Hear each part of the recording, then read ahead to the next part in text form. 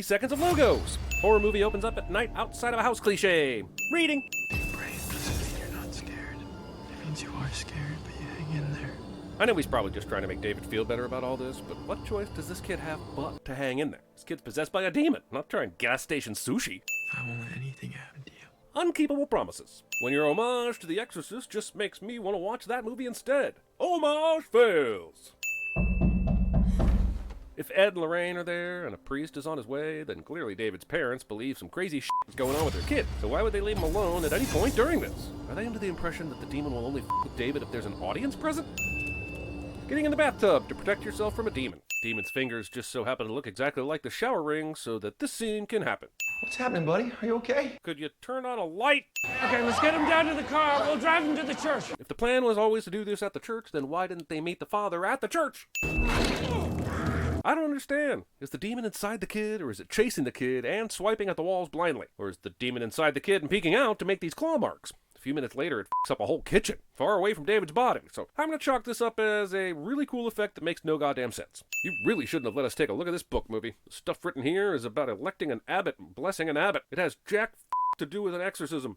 Put on the full armor of God, that you may be able to stand against the wiles of the devil. Is Lorraine like the Exorcist relief pitcher or something? It's 1981, so is she like the Raleigh Fingers of Exorcists? It's not working! Yeah, but how do you know? Are you supposed to see a gradual improvement when someone gets an exorcism? Does the demon start bleeping f***ing swear words? David survives this. Also, what's amazing about this scene is that the director didn't tell any of the cast that the actor playing David was going to do this, so their reactions are real. Leave him alone! Arnie, don't talk to him! Why wasn't Arnie already aware he shouldn't do this? Did Ed just skip over the don't talk to the demon portion of the pre-exorcism demonstration? Leave him alone and take me! Either this works or f***ing Arnie. Take your pick. Also, the demon takes over Arnie now, but decides to hold off doing any more damage for almost another month. But why? Is there any reason can't still go down tonight in a different vessel? Every f***ing single one of these movies claims this is the most sinister discovery or most evil demon that the Warrens have ever encountered. We're gonna put a stent into his artery. If it's 1981, you're not. While stents were patented as early as 1972, they weren't being used on the regular in humans until the late 80s. Ed would be getting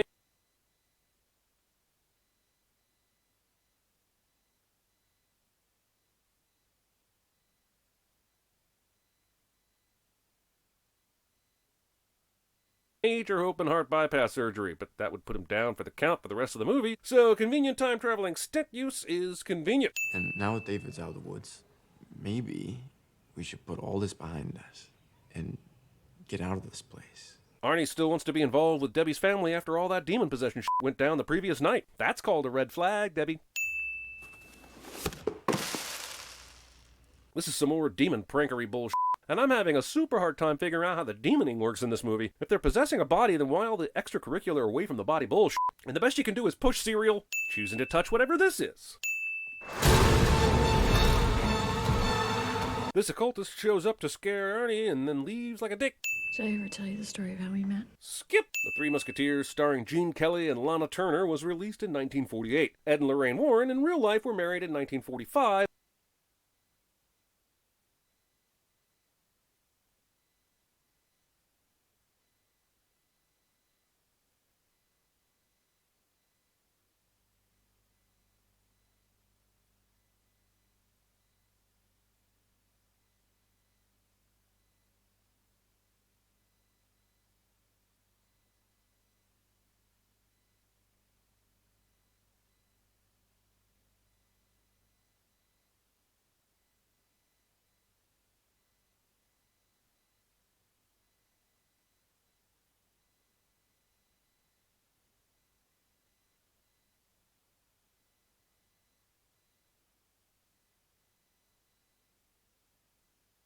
And would not have just started dating as this flashback shows. Yes, this is a movie and that was real life, but we're still us, so... I went out with my girlfriends and he was an usher at the movie theater that we went to. Falling in love with an usher at a movie theater. Afterwards, we went out for ice cream. I know I said skip, and I meant it, but the sin counter told me, you have to come take a look at this, and I complied like an asshole. But this isn't a good How I Met Your Mother story at all. He was an usher, and then we went to get ice cream, leaves out a lot of detail. It's the yada yada of the Conjuring universe. So we'll eventually find out that this woman is a Satanist cursing everyone. Does that mean she's actually there spying on Arnie, or can she just...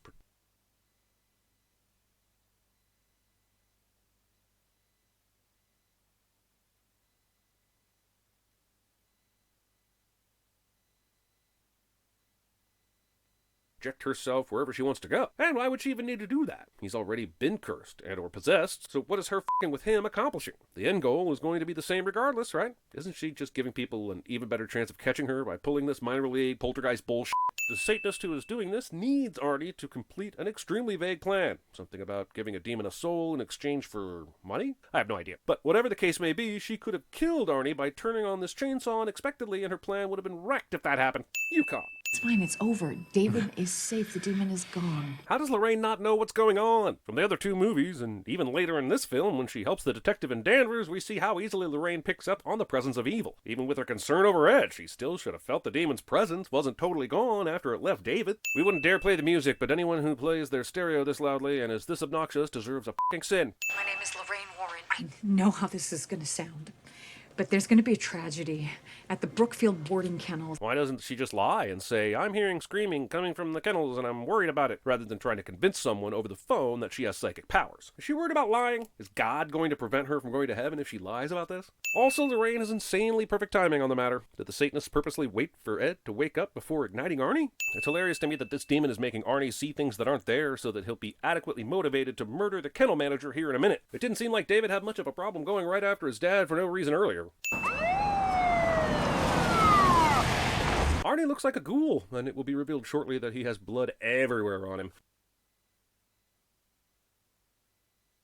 But this cop drives past him, then makes a U-turn, as if he didn't see all that blood until the movie tells the audience that it's there. These religious objects would have been enough to provoke an inhuman spirit, if there was one present. The fact that he can read from the Bible just seals it. So why did you let this guy read for so long if all these things would have provoked the inhuman spirit as quickly as you expected? I just feel like a time-traveling subplot must have been left on the cutting room floor, because that is the only explanation for how this 2004 copy of Jonathan Strange and Mr. Norrell wound up in a film that takes place in 1981. The court accepts the existence of God every time a witness swears to tell the truth. I think it's about time they accept the existence of the devil. But there is nothing stating the court doesn't accept the existence of the devil. They might just not accept that the devil made a kid commit a brutal murder. The two things are not mutually exclusive. Introduce you to Annabelle. All right. Show me what you got. I'm sure this played well in theaters when everyone saw this poor lawyer's face. Ha ha! They introduced her to Annabelle. Holy shit. But are you really trying to tell me that they were able to wake up Annabelle to do some creepy shit while she was there? Did they let her out? Did the lawyer sleep over while Annabelle did her thing? Were the Warrens pointing and laughing at her while they unleashed the most evil thing in their Christian home? Wow, it took 30 minutes, but family moving into a new house before the horror starts cliche is in full effect. You know you're supposed to do this when you get married. And you're definitely not supposed to do this when it's your girlfriend's parents' house. What's next, Arnie? You want to ask Mr. and Mrs. Glatzel if they want you and Debbie to christen the bedroom for them? Arnie didn't need a demon inside him to get creepy. He was doing just fine on his own. This waterbed's on for some time. Not only that, this is being told through a recording the Warrens made, which means David probably said, I jumped up and down on the waterbed and an arm grabbed me. And then he moved on to the next part of the story. It took him 10 seconds to do what this movie does in 3 minutes. How scary could this demon possibly be if it can't keep a grip on a kid's wrist? Hon, will you let me handle this? You're gonna ruin your dress if you go in there. What the f*** was that line of dialogue about? This is a woman who has fought off all the demons and ghosts. And Ed is concerned she might get in a tip because a little dirt gets on her clothing? Get the f*** out of here with this nonsense. So, the guest room's about 15 feet in and to the right. Because you better believe in the 5 months I was here and my brother was possessed by a demon, I spent a lot of time in this cellar and always carried around a tape measure. Why are rats attracted to the evil witch totem lying beneath this house? Do they think it's food? Are rats inherently evil? Is this like 2001 where we'll see the rats learn how to use bones as weapons and before you know it we're launching space shuttles to Jupiter? Lorraine takes 3 pictures from the exact same angle and pretends like that's a comprehensive way to document it. We've heard of satanic rituals like this. A demon is summoned, the possessed individual takes a life, and the demon departs. No, you haven't. You spent this whole movie dumbfounded that you didn't know what the f*** was going on. Wouldn't this have been one of the first things to pop in your head if it was so common? There might be someone else we can ask about this. And he might end up being directly involved with the witch's backstory because convenience. The why is irrelevant. But I mean, it really shouldn't be. This movie sets up a central mystery that ends up having no answer of consequence. It's just witches and chaos and shit, which is fine. But why set up a mystery at all if you're not going to give us an answer? I don't want to go down there. Woman who supposedly has taken on hundreds of demons and has a goddamn museum of evil stored in her house doesn't want to go down there because I guess this is a new level of evil? I collected these when I was studying the disciples of the Ram. Kastner has his own Ed and Lorraine Warren artifact room. Were these just common additions to houses throughout the 70s? You should burn all this. says the woman who has the exact same closet full of Satan that this guy does. A few days after the disciples were all found guilty, his baby was born 6 weeks early, with its heart outside of its body. But nothing happened to the jurors, and not the judge either, or any of the detectives. They just targeted the prosecutor's baby and his wife. Makes sense. 45 minutes in, and we're still at demons moving mop buckets. We should at least be up to chair stacking by this point. Why is the demon continuing to demon? Aren't they supposed to leave and never come back? Especially since Ed Warren was so sure about how this worked. If the purpose of the possession is to kill someone, that task has been accomplished, and there should be no more demons messing with Arnie at this point. Color me your color, darling. I know who you are. Man, this is a fucking detailed curse. The demon even remembers the song that was unintentionally playing when it decided to have Arnie get all knife happy. I'm sure Blondie is very proud. I'm really beginning to think that the demon rules are being twisted so that the movie can have more jump scares and shit. And this fucker just grabs a hold of Discount Lucas Hedges and leaves. Fucking hell, demons, what's the point? Do we really need a shot of the mailbox to establish where we are? A shot of Ed and Lorraine in their house would work just as well, but glad the mailbox painter got to show off his expertise that day. I got it. Ed, let me. Oh, don't be silly, Lorraine. You might brush your robe up against this pile of books. One of these is a knife used on Katie Lincoln. The others I just pulled from the evidence locker. You have a 33% chance of randomly picking the right one, but I figured I'd base the entire test on this game. And despite the fact that I acknowledged this later, f it. CinemaSins is gonna sin this shit anyway. If you knew anything about this case, you'd be able to pick the correct knife based on the date written on the tags of each of these bags. The one Lorraine pushes forward comes from 1981. The one on the far right has the year of 1979, and while I can't be 100% certain about this middle knife, it looks like the year ends in 0 and definitely not 1. Between this and Army of the Dead, we are 2 films into 2021's Suspicious Minds plays while characters are driving a car cliche. Granted, there's no oral sex being performed this time around, but they can't all be winners. You missed a turn. Funny how Lorraine's psychic powers are on full blast now when they haven't been for the entire movie. Feels like this superpower could have been handy earlier in the movie, but oh well. David is totally interested in watching Arnie and Debbie's hands in this shot and totally not interested in the next shot. Ed, something terrible happened here. No shit, lady. This is a previous crime scene, and we were all aware of this. Lorraine Warren is as useful to crime scenes as Dan Smithson was in Species. F***ing Dan Smithson. So this happens, and it leads to Lorraine's vision of the 2 girls running around the tree and laughing. A delightful jump scare to be true. But what the f*** were they doing where a hand had to reach around the other side of the tree? If they were kissing, it's fine, you can tell me, but usually you grab your partner's head, not a fistful of bark. At least not in 1981. I got you something. They were selling them at the May Festival this year. Katie and Jessica were screwed regardless. Either one of them gets possessed and one of them gets murdered, or one of them becomes the May Queen. I've seen Midsummer, and I kind of feel like door number 1 would be the better outcome. Definitely less bear suit f***ing if you take that door. If Jessica was cursed, she certainly seemed happy back then. We've seen how the demons have affected David and Arnie, and they didn't look like they were ready to frolic in the woods and handing out bracelets. Vera Farmiga's audition tape for Bates Motel somehow made its way into this movie. If Lorraine is so into character when she's doing some deep psychic stuff, why was she able to keep herself from jumping into the river, just like Jessica did? Hell, it's so dark out here, it's a miracle she stopped herself. The f*** is this demon even doing here? We find out later that Lorraine needs to touch the dead girl to even get a connection with the Satanist, and the Satanist hasn't sent them the cursed flowers yet, so this is some unbelievable bullshit, even for a movie with demons in it. Ed, who's got a bad leg and has to catch Lorraine in midair while a demon drags her off the rock, still has enough power to make that happen. You know, we dragged this basin twice. Thank God they didn't find her body earlier, huh? Or else Lorraine and Ed wouldn't have had anything to trade. And they wouldn't have gotten this case file to help them with Arnie's very legal and very cool not guilty by reason of possession plea. Arnie needs to be put on a 24-hour suicide watch. He's got... How can this demon manipulate a phone call between Debbie and Ed when it hasn't even connected with these two yet? Ed doesn't get cursed until he goes back home. If this demon could interrupt phone calls, why didn't it do so when the Glatzels called the Warrens and a priest to help them out with their son? God gives everyone the right to defend themselves. Contraband. Leave a note. Didn't you have a good rapport with the detective who knows Lorraine has psychic powers? Why couldn't you give him a call before breaking into the morgue? Also, breaking into the morgue basically shows how worthless that case file was. What were they expecting to find in it that would have been good for Arnie's case? Even if there were multiple stories about Jessica looking possessed, it wouldn't have helped. Basically, the Warrens got a huge lucky break that the body hadn't been found and that Lorraine convinced them to drag the river again. The lights in here work on a timer, so of course Ed turns it to about 15 minutes so that some scary can happen when the time runs out. Yet again, the sound of a train is going to help the good guys find the bad guys. You know, bad guys need to set up their headquarters in places nowhere near a train so that they can get away with more shit. Those black candles, 12 of them. See, even Lorraine Warren gets disgusted by overcandling. She's reaching out to Arnie. You mean, at the exact time you used your powers to find the Satanist hideout? That's some crazy-ass luck. She could have done this way earlier, but she kindly waited until you could do something to stop it. And this Black Sabbath. That sounds neat and all, but is the Satanist performing what you would call a Black Sabbath? What the f*** does that even mean, aside from a Baba movie and some classic rock and roll? By the blood of Calvary, I command this! Somehow this immediately works, even though we've seen the Warrens yell all sorts of things in the past and it didn't do jack shit. And the connection works both ways. How does Lorraine not already know this is possible? They've dealt with all sorts of supernatural beings. Surely this isn't the first time someone being able to communicate with them has come up. The Satanist now counterpunches by manipulating a different corpse inside the morgue, using the two-way psychic connection that Lorraine mentioned. But if the connection is through Jessica, then how is she controlling an entirely different dead body? Thought she could only control the one she marked or cursed. You got the case file. There's got to be something here that connects these girls back to him. I got something to show you, too.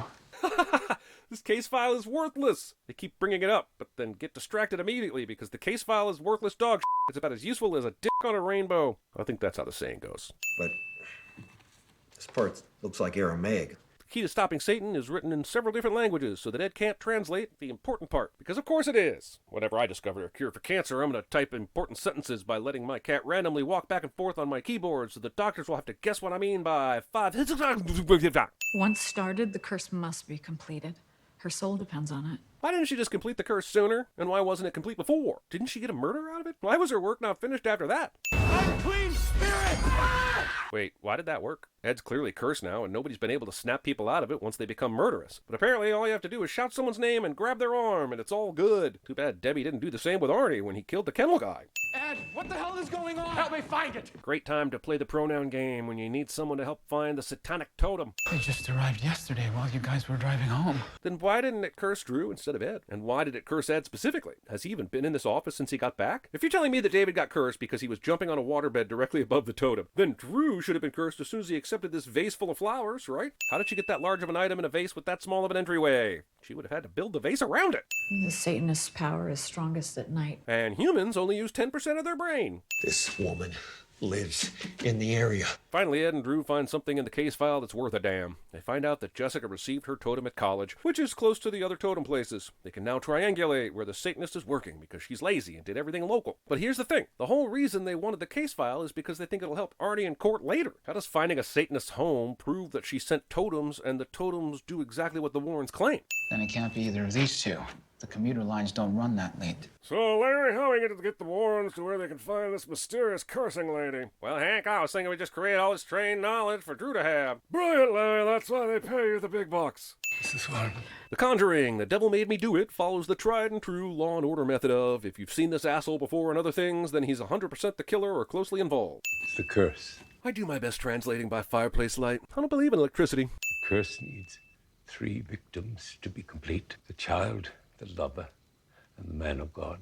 This translation throws a Godzilla-sized monkey wrench into the whole movie, because who's supposed to be the child? Well, the child was supposed to be David, right? But once Arnie told the demon to take him instead, then there was no demon inside a child anymore. No big whoop, I suppose, because Arnie could be the lover, and that works too, but then we have to decide what Jessica is in this scenario. She's not a child, could be the lover, so now you have 2 lovers and no child, and your very specific curse can't work anymore. Lorraine had trepidations of walking down here earlier. Now that it's good and dark, and a comment was made about how Satanists work better at night, she's like, F*** it. The church couldn't know, so I raised her here, in secret.